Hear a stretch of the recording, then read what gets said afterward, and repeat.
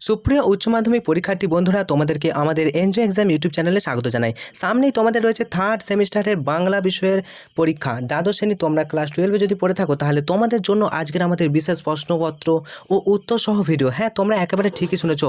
বোর্ডের প্রশ্নপত্র 3 নম্বর প্রশ্নপত্র নিয়ে আমরা আলোচনা করছি। এর আগে আমরা আরও দুটি প্রশ্নপত্র নিয়ে বিস্তারিত আলোচনা করে দিয়েছি। তোমরা আমাদের ইউটিউব চ্যানেলে প্লে লিস্টে তোমরা চেক করতে পারো। আজকের এই প্রশ্নপত্রে বোর্ডের প্রশ্নপত্র 3 নিয়ে আলোচনা করছি। পূর্ণমান 40টা প্রশ্নের মধ্যে তোমরা কতগুলো পারছো অবশ্যই তোমরা এই ভিডিও শেষে কমেন্ট করে জানাবে। আজকের প্রশ্নগুলো রয়েছে অত্যন্ত গুরুত্বপূর্ণ, তাই প্রথম থেকে ভিডিওটা শেষ পর্যন্ত দেখো। আর এভাবেই চলতে থাকুক আমাদের সাথে তোমাদের প্র্যাকটিস। আর প্র্যাকটিস করলেও অবশ্যই ভালো রেজাল্ট হবে, because practice makes man perfect. চলো প্রথম থেকে ভিডিওটা শুরু করি। আজকের প্রথম প্রশ্ন দেখো তাড়াতাড়ি। প্রথম রয়েছে বিবৃতি। তোমাদের এরকম বিবৃতি ব্যাখ্যাও কিন্তু পরীক্ষায় আসতে চলেছে। প্রথম বিবৃতি কি বলছে দেখো, জয়রাম যৌবনকালে ছিলেন রীতিমতো বদরাগী। সত্য না মিথ্যা বলো? অবশ্যই জয়রাম কিন্তু যৌবনকালে রীতিমতো বদরাগী ছিলেন, তাহলে প্রথম অপশন সত্য হবে। তারপর দেখো, জয়রামের আদিবাস হচ্ছে যশোর জেলায়। এটাও মনে রাখবে, জয়রামের আদিবাস হলো যশোর জেলায়। এই দুটো কিন্তু একেবারেই সত্য। 3 নম্বর দেখো, জয়রাম হাতি কিনেছিলেন পীরপুরে উমাচরণ লাহিড়ীর কাছ থেকে 2000 টাকা মূল্যে। এটা কিন্তু নয়, পীরপুরে উমাচরণ লাহিড়ীর কাছ থেকে তো নয়। আচ্ছা, তারপর দেখো, জয়রামের কাছে হাতির জন্য দরবার নিয়েছিলেন কুঞ্জবাবু নরেশবাবু। এটাও কিন্তু মিথ্যা। তাহলে তোমরা জাস্ট এই মিথ্যাগুলো মুখস্থ রাখতে হবে না, দুটো মুখস্থ রাখো। যে জয়রাম যৌবনকালে ছিলেন রীতিমতো বদরাগী, একদম সঠিক। এবং জয়রামের আদিবাস ছিল যশোর জেলা, এটাও কিন্তু সঠিক। চলে আসবো নেক্সট প্রশ্ন। আর তোমাদের অপশন ওয়াইজ অ্যান্সার হয়ে যাবে একের দাগের খ অপশন। দেখো, প্রথম দুটো সত্য এবং দ্বিতীয় দুটি মিথ্যা। এবার দেখো, ক স্তম্ভের সঙ্গে খ স্তম্ভ মিলাও। প্রথম প্রশ্ন কি বলেছে দেখো, আমার স্ত্রীর যতটুকু আইন জ্ঞান আছে হুজুরের তাও নেই দেখছি। দেখো, এরকম ক স্তম্ভ আর খ স্তম্ভকে একদম ইগনোর করা চলবে না, কারণ এরকম টাইপের প্রশ্ন তোমাদের আসবেই, একটা কি দুটো কিন্তু আসবেই। দেখো, আমার স্ত্রীর যতটুকু আইন জ্ঞান আছে হুজুরের তাও নেই দেখছি। তাহলে এটা কত দাগের মানে কোনটা হবে, কে বলেছে বলো তো? উত্তরে যাবে জয়রাম। জয়রাম কিন্তু এই কথাটা বলেছিল যে আমার স্ত্রীর যতটুকু আইন জ্ঞান আছে তা হুজুরের না, তাও নেই দেখছি। তারপর দেখো, নেশা ভাঙ করিয়া তাস পাশা খেলিয়া ফুলুট বাজায়া উড়ে বেড়াইতেছে বা বেড়াইতেছে। তো অপশন হয়েছে, আমরা অ্যান্সার করছি অপশন সি কে। দেখো, জ্যেষ্ঠপুত্র, কারণ নেশা ভাঙ করিয়া তাসপাশা খেলিয়া ফুলুট বাজায় বেড়ায় জ্যেষ্ঠপুত্র। গরুর গাড়িতে আসতে বলো, কথাটা কে বলেছে? মহারাজ বলেছিল, মহারাজ নরেশচন্দ্র। তো কি বলেছিল? গরুর গাড়িতে আসতে বলো। আর হাতি তোর গদা পায় নাতি কোথাও কোথাও বলেছিল ছেলের দল, অর্থাৎ অবশিষ্ট বা অশিষ্ট দু একজন বালক, এই কথাটা কিন্তু বলেছিল। আশা করি বুঝতে পেরেছো। তো অপশন ওয়াইজ আমাদের অ্যান্সার হয়ে যাবে 2 দাগের অপশন ক। ঠিক আছে, এক প্রথমেরটা এ, তারপরটা সি, তারপরটা ডি, তারপরটা বি। ওকে, চলে আসবো নেক্সট প্রশ্ন। বিবৃতি। এরকম বিবৃতি তোমাদের থাকবে। প্রথমের বিবৃতিটা তোমাদের ঠিক ভুল বললাম, এবারটা সত্য মিথ্যা বা ঠিক ভুল এবং ব্যাখ্যা। দেখো, প্রথম কি বলছে, বামুনহাটে মেলায় আদর বিকৃত হলো না। এটা কিন্তু একেবারেই সঠিক, ঠিক তো? একদম প্রথমেরটা সঠিক, বামুনহাটে মেলায় আদর বিক্রি হয়নি। তারপর দেখো, কারণ কি না, আদর যাও মা বামুনহাটে মেলা দেখে এসো। ব্রাহ্মণের মুখ থেকে এই বাক্য নিষিদ্ধ হয়েছিল বলে। এটা কি সঠিক? একেবারেই সঠিক। কিন্তু কিন্তু এটা কখনো এর মানে অর্থ হতে পারে না। অপশন ওয়াইজ আমরা অ্যান্সার নিয়ে নিচ্ছি অপশন নাম্বার খ। দেখো, এ এবং আর দুটোই সঠিক, কিন্তু আর কখনো এ সঠিক ব্যাখ্যা নয়। ওকে, আশা করি বুঝতে পেরেছো। নেক্সট প্রশ্ন দেখো, আদরণী ঘরে ফিরেছিল কখন, কোন মাসে? দেখো, 4টা অপশন তোমরা দেখতে পাচ্ছ। আদরণী কখন ঘরে ফিরেছিল? উত্তরে যাবে পয়লা বৈশাখ। ওকে, কারেক্ট। নেক্সট প্রশ্ন, ড্যাশ থেকে বাই আসছে, ড্যাশ থেকে খেমটা আসছে। খুবই গুরুত্বপূর্ণ প্রশ্ন, তোমরা খাতায় লিখে নাও। কোথা থেকে? বেনারস থেকে বাই আসছে আর কলকাতা থেকে খেমটা আসছে। চলো নেক্সট, আদালত অবমাননার জন্য মোক্তার মহাশয়ের জরিমানা হয়েছিল কত টাকা? খুবই গুরুত্বপূর্ণ এই প্রশ্নটি। তো আদালত অবমাননার জন্য মোক্তার মহাশয়ের কত টাকা জরিমানা হয়েছিল? উত্তর হয়ে যাবে 5 টাকা। 5 টাকা জরিমানা হয়েছিল। আর এই 5 টাকা জরিমানাটাকে ঠেকানোর জন্য আবার আপিল করে, তখন কিন্তু তার 1700 টাকা কিন্তু খরচ হয়ে যায়। ঠিক আছে, চলে আসবো নেক্সট। তাই তো সম্মাটি যে প্রসঙ্গে এই উক্তি, কোন প্রসঙ্গে এই উক্তি? দেখো, 4টা অপশন তোমরা দেখতে পাচ্ছ। উত্তরে যাবে মহারাজ হাতি পাঠায়নি। মহারাজ হাতি পাঠায়নি, তাই তো সব কিন্তু যে বিবাহ, সেই বিবাহ কিন্তু অনিশ্চিত হয়ে গেছে, তাই মহারাজ হাতি পাঠায়নি বলেই কিন্তু সব মাটি হয়ে গেল। ওকে, চলো নেক্সট, পরের প্রশ্ন। 8 নম্বর প্রশ্ন দেখো, দেখিতে দেখিতে যেরূপ ডাগর হইয়া উঠিতেছে, যার সম্পর্কে এই উক্তি। আচ্ছা বলো, ডাগর কে হইয়া উঠিতেছিল? উত্তরে যাবে কি? কল্যাণী। কল্যাণীর বিবাহের কথা বলা হচ্ছিল, আর কল্যাণী কিন্তু ডাগর হইয়া উঠিতেছিল। নেক্সট প্রশ্ন, অন্ধকার লেখাগুচ্ছ কাব্যগ্রন্থটি প্রকাশকাল কত সালে? খুব গুরুত্বপূর্ণ একটি প্রশ্ন। দেখো, উত্তর হয়ে যাবে 2015 সালে। মনে রাখবে অপশন ক। অন্ধকার লেখাগুচ্ছ কাব্যগ্রন্থটি প্রকাশকাল হচ্ছে 2015। নেক্সট, ক স্তম্ভের সঙ্গে খ স্তম্ভ মিলাও এবং সঠিক বিকল্প নির্বাচন করতে বলেছে। দেখো, আইনস্টাইনের ধর্ম খুব গুরুত্বপূর্ণ। এই প্রশ্নটা তোমাদের পরীক্ষায় চলে এসেছে, চিন্তা করার কোনো কারণ নেই। দেখো, আইনস্টাইনের ধর্ম মনে রাখবে, যে কোনো একটা ধর্ম কিন্তু আসবেই। আইনস্টাইনের ধর্ম উত্তর হয়ে যাবে দিগন্ত পেরোনো। আইনস্টাইনের ধর্ম ছিল দিগন্ত পেরোনো। কবিরের ধর্ম কি? কবির কে ছিলেন? কবিরের ধর্ম হচ্ছে সত্যের বয়ান। আচ্ছা, ভ্যান গগের ধর্ম, ভ্যান গগ তো একজন চিত্রশিল্পী, তাহলে উন্মাদনা আঁকা। এবং লেনিনের ধর্ম হচ্ছে অপশন ডি অর্থাৎ নতুন পতাকা। লেনিনের ধর্ম হচ্ছে নতুন পতাকা। চলো নেক্সট আমরা অপশন ওয়াইজ যদি অপশন বলতে হয় তাহলে অপশন ওয়াইজ আমাদের অ্যান্সার হয়ে যাবে অপশন নাম্বার খ। নেক্সট, যেন সে ধর্ম নয় যা ধর্ম নয়, কোনটা ধর্ম নয়? দেখো আমাদের অপশান হচ্ছে 11। তাহলে 11 নম্বর প্রশ্নের সঠিক অ্যান্সার দেখো, তোমরা 4টা অপশান দেখো নাও। যে ধর্ম অন্য পদে ভাবায় সেটা কি ধর্ম নয়? অবশ্যই এটাই তো মনে হচ্ছে। অবশ্যই যে ধর্ম সবগুলি কথা বলে। দেখো যে ধর্ম অন্য পথে ভাবায়, যে ধর্মে কেবলই অপব্যয়, যে ধর্মে কেবল দখলের কথা বলে, যে ধর্ম সব কথাগুলি বলে। তো এই 4টেই কিন্তু, এই 3টেই কিন্তু অপশান হয়ে যাবে, অর্থাৎ অপশান খ is the correct answer. Next 12 নম্বর প্রশ্ন দেখো, গার্সিয়া লোরকা কবিতা লিখেছিলেন কোন ভাষায়? উত্তর হয়ে যাবে স্প্যানিশ ভাষায়। নেক্সট, দুটি আশীর্বাদী দুটি সরঞ্জাম, সরঞ্জাম দুটি হলো, সরঞ্জাম দুটি কী? আশীর্বাদী দুটি সরঞ্জাম ভালোবাসার বিশ্বাস। তো আমরা অপশন ওয়াইজ অ্যান্সার নিয়ে নেব ভালোবাসার বিশ্বাস। তাহলে কোনটা?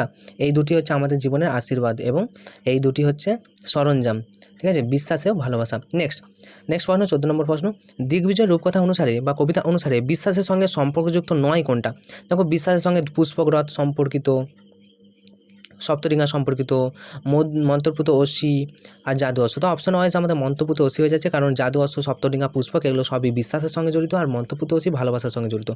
নেক্সট, আকাশে পুষ্পক আর সপ্তডিঙা সাজে সিন্ধু জলে, পুষ্পক কি? অবশ্যই জানো, পুষ্পক হচ্ছে দেবরাজ ইন্দ্রের রথ। তো এখানে অপশন ওয়াইজ আমাদের অ্যান্সার হয়ে যাবে রথ। পুষ্পক হচ্ছে একটা রথের নাম। নেক্সট, স্বামী বিবেকানন্দ বাংলা ভাষা প্রবন্ধটি লিখেন কত সালে? খুবই গুরুত্বপূর্ণ এই প্রশ্নটি। স্বামী বিবেকানন্দের যে বাংলা ভাষা, বাংলা কিন্তু নয়, বাঙ্গালা ভাষা, এই বাঙ্গালা ভাষা প্রবন্ধটি কত সালে লেখা হয়? তো উত্তর অপশন হয়ে আমাদের অ্যান্সার নিয়ে নিচ্ছি। দেখো 4টা অপশন তোমরা দেখতে পাচ্ছ। 1900 খ্রিস্টাব্দে 20 ফেব্রুয়ারি, অর্থাৎ অপশন খ is the correct answer. Next, Buddhadeb কোন ভাষায় লোকশিক্ষা দিয়েছেন? তো অবশ্যই বুদ্ধদেব কিন্তু পালি ভাষায়, দেখো অপশন খ পালি ভাষা, বুদ্ধদেবের পালি ভাষা, বুদ্ধদেব কিন্তু তিনি লোকশিক্ষা দিয়েছেন। চলে আসবো নেক্সট প্রশ্ন, গয়নাটা নাগপুরে ঘাড় ফুরে ড্যাশ সাজিয়ে দিলে? উত্তর হচ্ছে ব্রহ্ম রাক্ষসী সাজিয়ে দিলে। চলে আসবো নেক্সট প্রশ্ন, ক স্তম্ভের সঙ্গে খ স্তম্ভ দেখো আবার কিন্তু রয়েছে। তো অপশন ওয়াইজ তোমরা ভিডিওটা স্টপ করে তোমরা নিজেরাও মিলাতে পারো। তো আমি বলেছি, শুনে নাও। প্রথম দেখো আমরা পতঞ্জলি তো যোগশাস্ত্রের প্রণেতা। তো পতঞ্জলি কী হয়ে যাবে? Option C. দেখো মহাভাষ্যর প্রণেতা পতঞ্জলি। আচার্য শঙ্কর কী হয়ে যাবে? অপশন ওয়াইজ আনসার হয়ে যাবে আচার্য শঙ্কর ভাষ্য। আচ্ছা 3 নম্বর দেখো সবরস্বামী হচ্ছে মীমাংসা ভাষ্য, এবং 4 নম্বর যেটা রয়েছে ভরতমুনি, ইনি হচ্ছে নাট্যশাস্ত্র, ভরতমুনির নাট্যশাস্ত্র থেকে আমরা এগুলো রয়েছে কস্তম্ভের সঙ্গে খস্তম্ভ। চলে আসবো নেক্সট প্রশ্ন দেখো, ওসব মোরাল লক্ষণটি কি? 4টা অপশন দেখছি, মোরাল লক্ষণ কোনটি? প্রাচীন ভাবনা, প্রাচীন বিশ্লেষণ ও সমাজের মাধ্যমে প্রকাশের চেষ্টা, অর্থাৎ অপশন ঘ is the correct answer. Next, পোডরাজকে ডাকে রে, পোডরাজ তো আমাদের গায়ের মোড়ল, কিন্তু এখানে পোডরাজ তো গায়ের মোড়ল, তো পোডরাজকে ডাকে, কে ডাকে? তো কাক ডাকে। তাহলে অপশন খ is the correct answer. Next, মায়ের দোয়া গল্পে মায়ের দোয়া বলতে কোন রোগের কথা বলা হয়েছে? দেখো মায়ের দোয়া, এখানে মায়ের দোয়া বলতে অপশন ওয়াইজ আমরা অ্যান্সার নিচ্ছি কলেরা রোগকে কিন্তু মায়ের দোয়া বলা হয়েছে। নেক্সট, শঙ্কররাও খাঁটার যে ভাষার লেখক, শঙ্কররাও খাঁটার কোন ভাষার লেখক? অপশন ওয়াইজ আমাদের অ্যান্সার হয়ে যাবে শঙ্কররাও খাঁটাও কিন্তু মারাঠি ভাষার লেখক। ভিডিও পরবর্তী অংশে যাওয়ার আগে তোমরা যারা এখনই চ্যানেলটি সাবস্ক্রাইব করেন, চ্যানেলটি সাবস্ক্রাইব করে রাখো। পরবর্তী তোমাদের আর কী বিষয়ে সাবজেক্ট পেতে চাও জাস্ট একটা কমেন্ট করে দাও, আমরা সেই বিষয়ে ভিডিও কিন্তু শীঘ্রই আনতে চলেছি। তোমাদের পরীক্ষা ভালো হবে এই শুভকামনা আমাদের তরফ থেকে রয়েছে, কারণ আমাদের চ্যানেলের নাম এনজয় এক্সাম। তোমরাও পরীক্ষায় এক্সামকে করবে এনজয়। দেখো পরের প্রশ্ন 24 নম্বর প্রশ্ন, এখন আমাদের একে অপরকে লাগবে, যে কারণে আমাদের একে অপরকে লাগবে? দেখো উত্তর হয়ে যাবে অপশান ধুয়ে মুছে আগুন বানানোর জন্য। তাহলে অপশান ওয়াইজ আমাদের অ্যান্সার হয়ে যাচ্ছে অপশান ঘ ইজ দ্য কারেক্ট অ্যান্সার।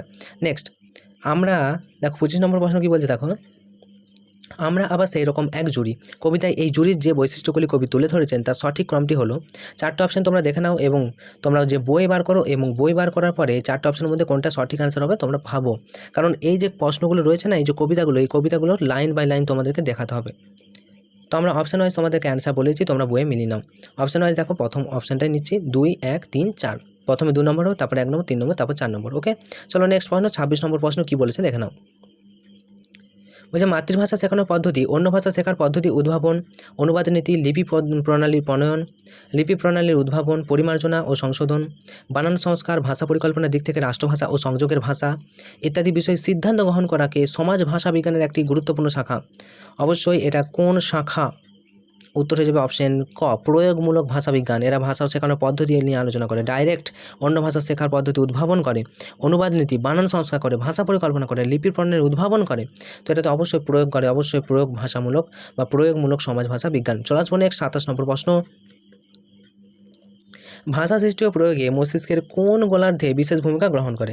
তো ভাষা সৃষ্টি আর প্রয়োগে। তো চারটে অপশন তোমরা দেখতে পাচ্ছ, কোনটা হবে? সম্মুখ, ডান, বাম নাকি পশ্চাৎ? তো কোন গোলার্ধ মধ্যে বিশেষ ভূমিকা কিন্তু পালন করে? উত্তর অপশন ওয়াইজ আমাদের অ্যান্সার হয়ে যাবে বাম গোলার্ধ। তাহলে অপশন গ ইজ দ্য কারেক্ট অ্যান্সার। চলে আসবো আমরা নেক্সট প্রশ্নতে।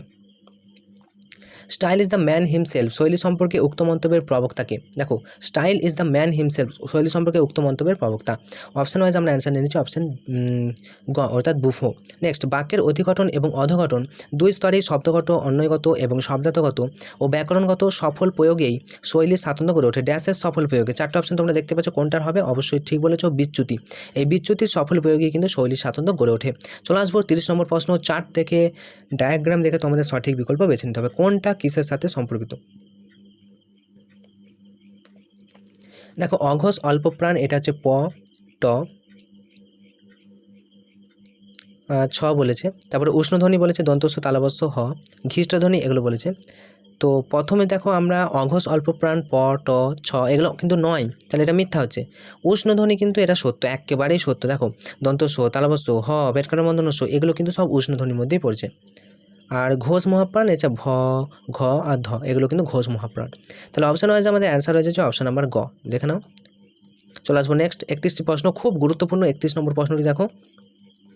দুটি ব্যঞ্জনধ্বনির সমাবেশে গঠিত যুক্তধ্বনির সংখ্যা কটি? দেখো, দুটি ব্যঞ্জনধ্বনির সমাবেশে গঠিত যুক্তধ্বনির সংখ্যা হচ্ছে আমরা অপশন ওয়াইজ অ্যান্সার নিয়ে নিচ্ছি 28টি। খুব মনে রাখবে, বিরাট ইম্পর্টেন্ট প্রশ্ন। দুটি ব্যঞ্জনধ্বনির সমাবেশে গঠিত যুক্তধ্বনির সংখ্যা কটি? উত্তর হয়ে যাবে 28টি।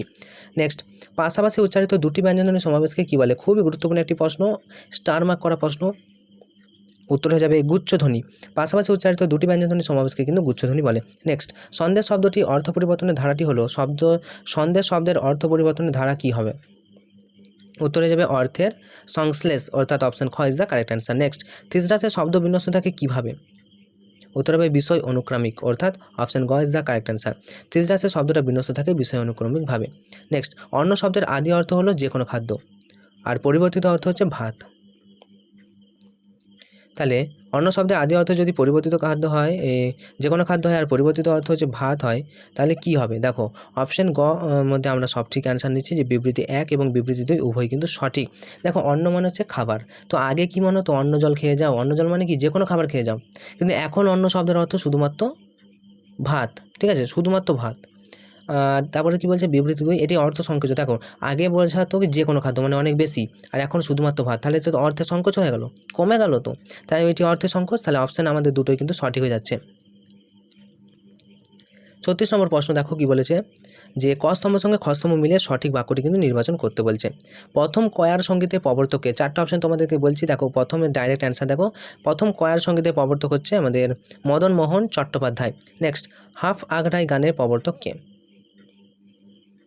হাফ আগ্রাই গানের প্রবর্তক হয়ে যাবে তোমার কি আছে? মোহন চাঁদ বসু। আচ্ছা, জুরি গানের প্রবর্তক? জুরি গানের প্রবর্তক কে হবে? দাঁড়াও একবার অপশানগুলো দেখে নাও। চারটা অপশান তোমাদের রয়েছে, দাঁড়াও একটু ভুল হয়ে গেল। প্রথম কয়ার সঙ্গীতের প্রবর্তক, হাফ আগ্রাই গানের প্রবর্তক আর জুরি গানের প্রবর্তক। তোমাদের ডাইরেক্ট আমরা অপশান একের সাথে বি। দেখো, প্রথমে দেখো আমরা ডাইরেক্ট অ্যান্সার দিয়ে দিচ্ছি তোমাদেরকে অপশান বি, একটু মিলিয়ে নাও। একের সাথে বি, অর্থাৎ প্রথম কয়ার সঙ্গীতের প্রবর্তক হচ্ছে সলিল চৌধুরী। এটা মনে রাখবে খুব ভালো করে। প্রথম কয়ার সঙ্গীতের প্রবর্তক হচ্ছে সলিল চৌধুরী। হাফ আগ্রাই গানের প্রবর্তক হলো মোহনচাঁদ বসু। আচ্ছা, তারপর দেখো জুরি গানের প্রবর্তক কে? জুরি গানের প্রবর্তক অপশান এ, অর্থাৎ মদন মোহন চট্টোপাধ্যায়। আর বাংলাদেশে প্রথম খেয়ালে চর্চা শুরু করেন অপশান ডি, রঘুনাথ রায়। চলে আসবো আমরা নেক্সট প্রশ্নতে। এরপর দেখো 37 নম্বর প্রশ্ন, বিবৃতি 1, ফিউশন মিউজিকের জন্মদাতা পণ্ডিত রবিশঙ্কর। এখানে তোমাদের সত্য মিথ্যা কিন্তু বলতে বলেছে। তো জেনে নাও, ফিউশন মিউজিকের জন্মদাতা হচ্ছে পণ্ডিত রবিশঙ্কর, এটা কিন্তু একেবারেই সত্য। তারপরে দুটো আর বলবো না, কারণ দুটো মিথ্যা। তারপর দেখো, রাগপ্রধান গানের নামকরণ করেন সুরেশ চন্দ্র চট্টোপাধ্যায়, এটাও কিন্তু সত্য। তাহলে প্রথম সত্য এবং দ্বিতীয় সত্য। অপশান ওয়াইজ আমাদের অ্যান্সার হয়ে যাবে অপশান নাম্বার গ, মিলিয়ে নাও। চলে আসবো আমরা নেক্সট প্রশ্ন, 38 নম্বর প্রশ্ন। কি বলেছে দেখো, ফ্রয়েড সাহেবের ছাত্রস্থানীয় হলেও মনস্তত্ত্বের এই কিংবদন্তি প্রতিকৃতির সঙ্গে ভিন্ন মত পোষণ করতে দ্বিধা করেননি তিনি। নিজেদের মধ্যে 20 বছরের কথাবার্তা চালিয়ে ফ্রয়েড বোস করেসপন্ডেন্স তৈরি করেছিলেন। মনোবিশ্লেষণের উপর বাংলা ভাষায় লেখা তার প্রথম বইয়ের নাম স্বপ্ন। মনোবিদ্যার আধুনিক পরিভাষা নির্মাণে অন্যতম প্রতীক্ষিত ছিলেন তিনি। তো কে তিনি কে? চারটা অপশন তোমরা দেখতে পাচ্ছ। চারটা অপশনের মধ্যে আমাদের সঠিক অ্যান্সার হয়ে যাবে অপশন গ, অর্থাৎ গিরীন্দ্র শেখর বসু। ইনি হলেন যার প্রথম বইয়ের নাম হচ্ছে স্বপ্ন, মনে রাখবে। চলে আসবো নেক্সট প্রশ্ন, 38 নম্বর প্রশ্ন। উনচল্লিশ নম্বর প্রশ্ন দেখো কি বলছে, লাল মাধব মুখোপাধ্যায়, ডাইরেক্ট অ্যান্সার বলছি দেখে নাও। লাল মাধব মুখোপাধ্যায় হচ্ছে তোমাদের হচ্ছে AIMA এর প্রতিষ্ঠাতা এবং সভাপতি ছিলেন। স্যার উপেন্দ্রনাথ ব্রহ্মচারী, ইনি হচ্ছে কালাজ্বরের প্রতিষেধক আবিষ্কর্তা। তারপর রয়েছে দেখো চুনিলাল বসু, ইনি হচ্ছে বহুমূত্র রোগ নিয়ে গবেষণা করেছিলেন। আর নীলরতন সরকার, ইনি হচ্ছে প্রথম বিজ্ঞানসম্মত দূষণমুক্ত ট্যানারি সার এবং সাবান কারখানা স্থাপন কিন্তু করেছিলেন। চলে আসবো আমাদের আজকে লাস্ট প্রশ্ন তথা শেষ প্রশ্ন। প্রথমে কি বিবৃতি বলেছে দেখো, প্রথম বিবৃতিটা আমি তোমাদের বলছি না। গেট বেঙ্গল সার্কাসের প্রতিষ্ঠাতা কে, তোমরা যদি জানো অবশ্যই কমেন্ট করে জানাতে পারো। প্রথমটা মিথ্যা আছে। তারপর দেখো অ্যাথলেটিক্সে রাজীব গান্ধী খেলরত্ন পুরস্কার জ্যোতির্ময় শিকদার পান, এটা একেবারেই সত্য। তারপর দেখো ধ্যানচাঁদ এর লেখা প্রথম গ্রন্থ হচ্ছে বা গ্রন্থটির নাম হচ্ছে গোল, খুব গুরুত্বপূর্ণ, এটা আসবে পরীক্ষা আসার মতো। আর তারপর বাঙালিদের প্রথম ফুটবল খেলা হচ্ছে শোভাবাজার ক্লাব, এটাও কিন্তু একেবারেই সত্য। তাহলে প্রত্যেকটা অ্যান্সার কিন্তু সত্য, কিন্তু একটা মিথ্যা, অর্থাৎ অপশন বিবৃতি এক মিথ্যা। তোমাদের পরীক্ষা খুব ভালো হোক এই শুভকামনা জানিয়ে আজকের মতো ভিডিওটা আমরা এখানেই শেষ করছি। Enjoy exam, all the best. তো অবশ্যই তোমরা আমাদের প্লে লিস্টগুলো চেক করতে পারো, আর কোন বিষয়ে ভিডিও চাও অবশ্যই কমেন্ট করে জানাও।